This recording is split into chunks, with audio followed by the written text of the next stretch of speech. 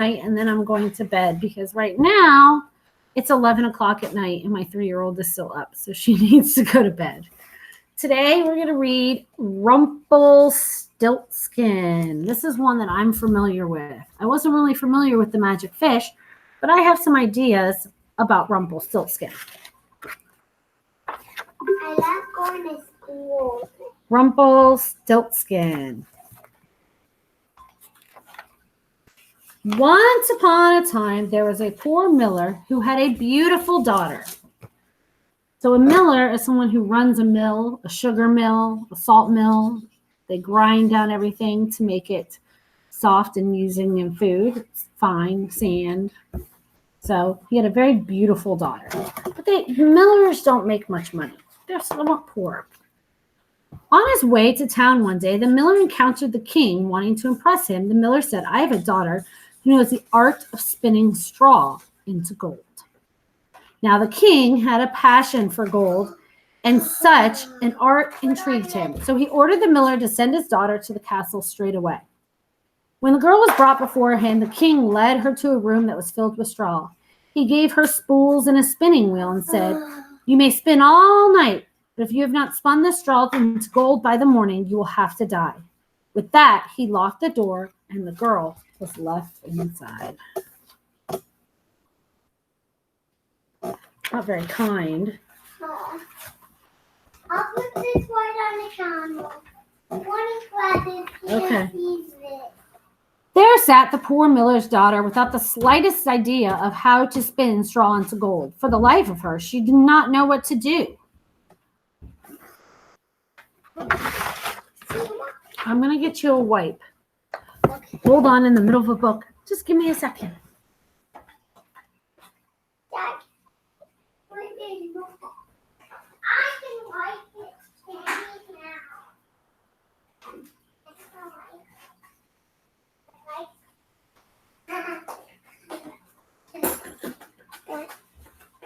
all right. Alrighty. Sorry about that.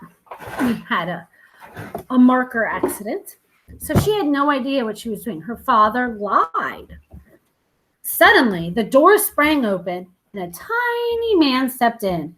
"Good evening, Mistress Miller," he said. "Why are you sobbing?" "Oh," the girl cried, "I must spin this straw into gold, and I don't know how." There she is. Here in comes this little man. Here, Mom. In the trash. Okay. I think. What will you give me if I spin it for you? I feel like he's got like a voice. I think that mocha can. The little man asked. "My necklace," answered the girl. The little man took her necklace and sat down at the spinning wheel. He pulled 3 times, whir, whir, whir, and the spool was found full of gold when thread. You take a shower, I think this will come off. Okay, thank you. He fitted on another spool and whir, whir, whir. 3 pulls, and that one too was full. And so it went until morning when all the straw was spun and all the spools were full of gold. So there he is. She gave her his necklace. She helped her out. When the king came at sunrise, he was amazed and delighted, but all the gold only made him greedier. I'm seeing some similarities from my last book I read, the magic fish book, Greedy. So he led the miller's daughter to a larger room filled with straw. He ordered her to spin this straw too before dawn if she valued her life. So here's the prince in the first room. And here's the bigger room he's brought her into that she has to spin all that straw into gold in one night. The girl didn't know what to do. She began to weep. Once more, the door opened and the little man stepped in. "What will you give me if I spin this straw into gold for you?" he asked. "The ring on my finger," answered the girl, and the little man took her ring. He set the spinning wheel whirring, and before the night was over, he had spun all the straw into gleaming gold. So not only is the prince pretty greedy, I think this guy's pretty greedy too. We still don't know what his name is. Shortly after sunrise, the king returned. Piles of golden spools glowed in the light. The king rejoiced at the sight of so much gold, but he was not satisfied. I figured that. Kelly. He led the miller's daughter to a third, even bigger room that was piled high with straw. Tonight you must spin this straw too, ordered the king, and if you succeed, you shall become my wife. Because he thought, I could not find a richer wife in all of the world. And there she is. She's tired. She's exhausted, sitting on all these spools of gold. When the king left, the little man appeared for the third time. What will you give me if I spin for you yet once more? He asked. I have nothing else, the girl replied. Then promise me that when you become queen, your first child will belong to me. The miller's daughter gasped. How could she promise such a thing? Then she thought, who knows whether that will ever even happen? And she could think of no other way to save herself. So she promised the little man once again, spun all the straw into gold. So there she is in this giant room full of straw, the little man, and she promised she would give him her first child. When the king came in the morning and found everything he had wished, he married the miller's beautiful daughter, and she became queen.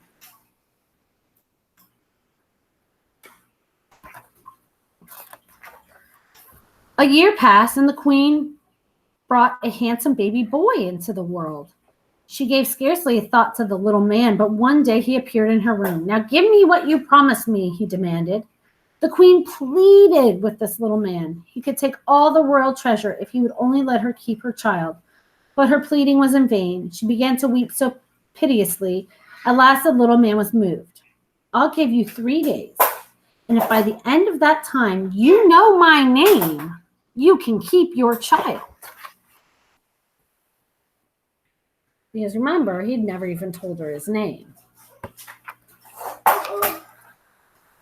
Long into the night, the queen sat and thought the next day, thinking over all the names she'd ever heard. That evening, the little man returned.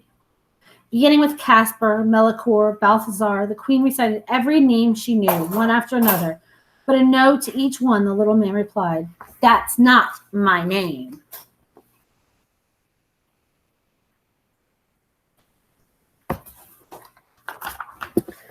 The second day, the queen had inquiries made in town, searching for new names.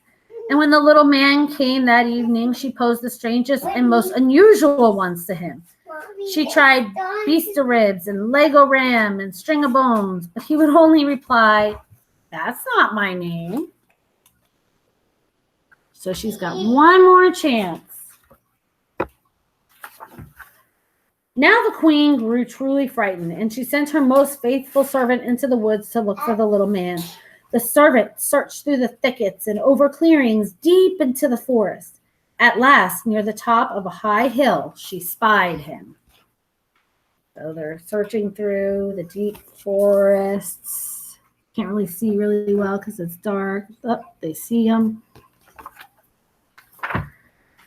He was riding on a cooking spoon around a fire, crying out, I brew my beer, I bake my loaves, and soon the queen's own son I'll claim. Oh, lucky me, for no one knows that Rumpelstiltskin is my name. The servant made her way back as fast as she could manage, and at midday reached the castle. You can imagine how glad the queen was when she heard that name.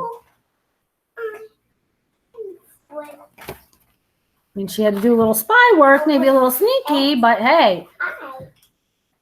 Late that evening, the little man arrived. Now, Mrs. Queen, do you know my name, or will I take that child? So the queen asked him, is your name Will? No. Is your name Phil?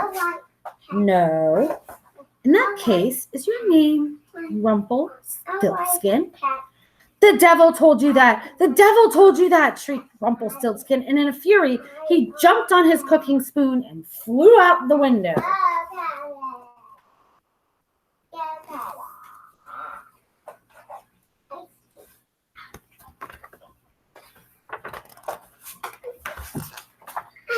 and he was never heard from again.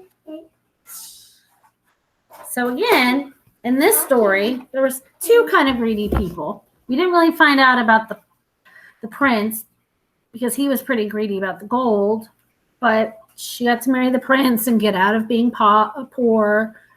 So that's kind of a happy ending, even though I feel like the prince is kind of not a nice guy. But another greedy person was Rumpelstiltskin. He didn't want to do something for her if he didn't get something out of it. That's not being kind. He took her necklace. He took her ring. So each time he came, that was an episode. When he came and helped her the first time, that was an episode. When he came and helped her the second time and took the ring, that was an episode. When he came and helped her the third time and she promised a child, that was an episode. When he came back to her years later to collect the child, that was an episode. And then all the 3 times he came to have her say the name were episodes. And the time when her servant went outside to look for him is an episode. So we have 8 episodes already. We could combine them down. We could do all the 3 times that he helped her into one episode. The 3 times he came to her for his name, an episode. But really, we want to know, how does this book and the magic fish have a lesson in common? Remember in this one, I learned it really wasn't good to be greedy because greedy people lost everything and didn't win in the end. Do you see something similar in this book? Think about it because it's your question for today. Rumpelstiltskin, magic fish. What are the morals? What kind of lesson did I learn from both of these books? All right, boys and girls, have a great night. I'm going to bed.